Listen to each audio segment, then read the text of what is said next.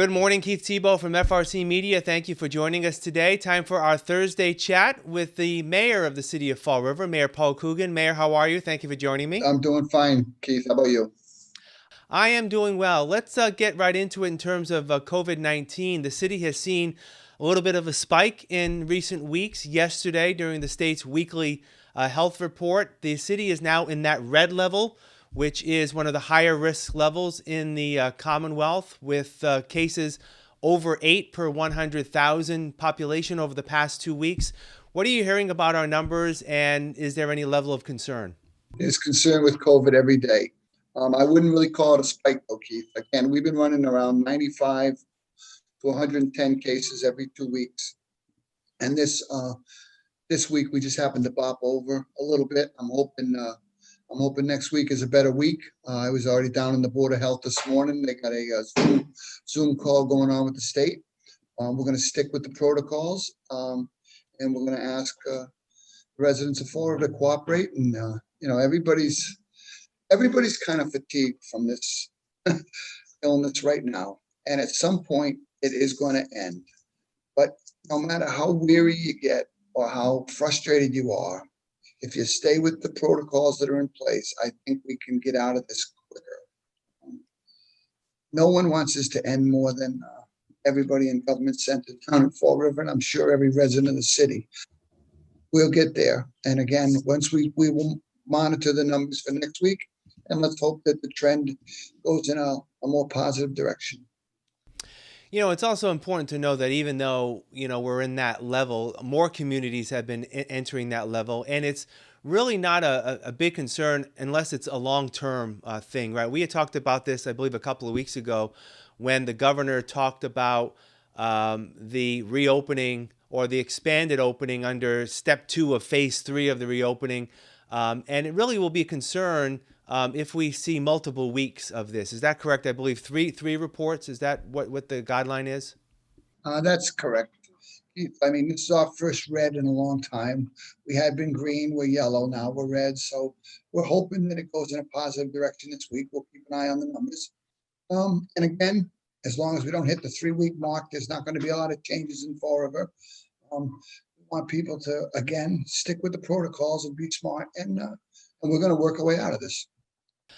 Also this week, the public schools announced that there were some positive cases with some students at, I believe, Morton and Durfee. Can you fill us in any more about that situation, and have there been any other positive tests within our schools?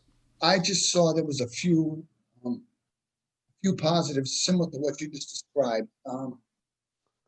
What happens, though, is the same battle we have. Some of these people, if they're staff, some of them might not even live in Massachusetts, so they may go on to Rhode Island's numbers, so it may give us like a false sense of security, although they're in our schools and we have to do all the necessary precautions when someone does test positive.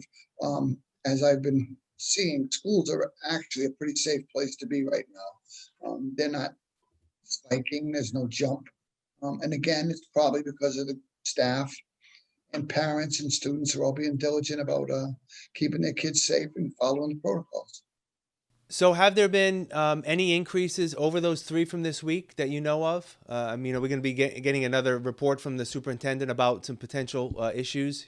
No, I not that I know of right now. Again, Okay. This is a daily thing. We get numbers every single day here. They change. They actually, you go down in the morning at 9 o'clock, and by 3 o'clock, the numbers have changed on the board in the health office. So we keep an eye on them all day long.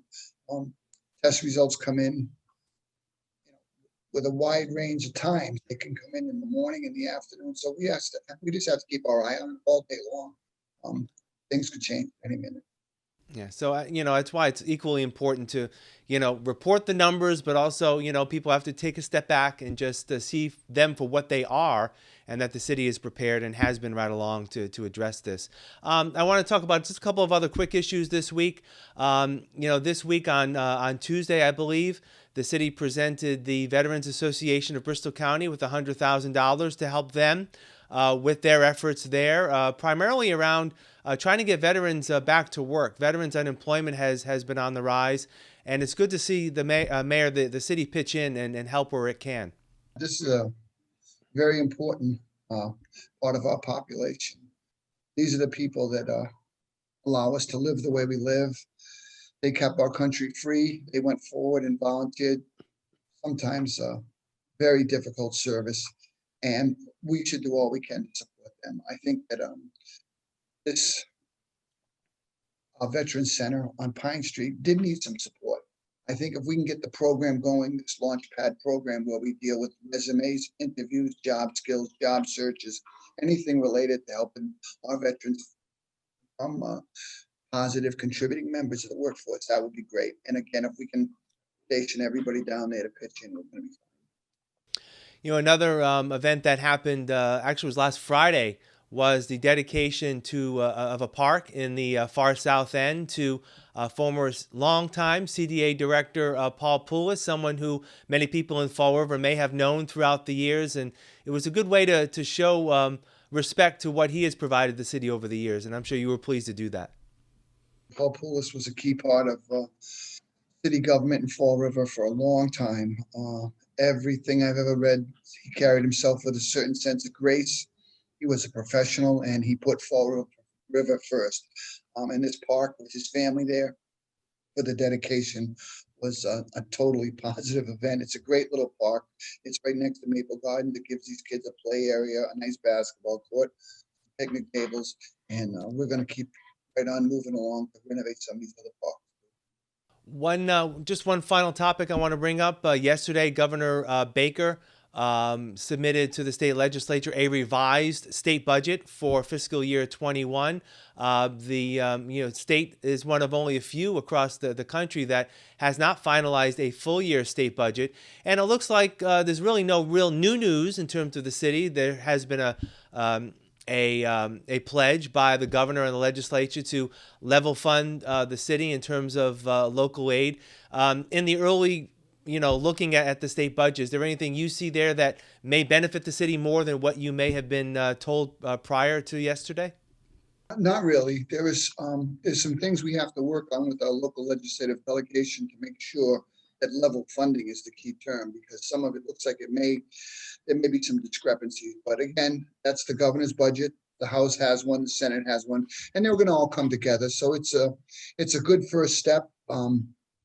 But we may be looking at some things in there we'd like to find out if there's a way they can help Fall River a little more. All right, Mayor Paul Coogan, as always, thank you for your time. We'll talk again next week. Take care. Okay, thanks, Keith. And we'll talk again with you next week here on FRC Media. Have a great day.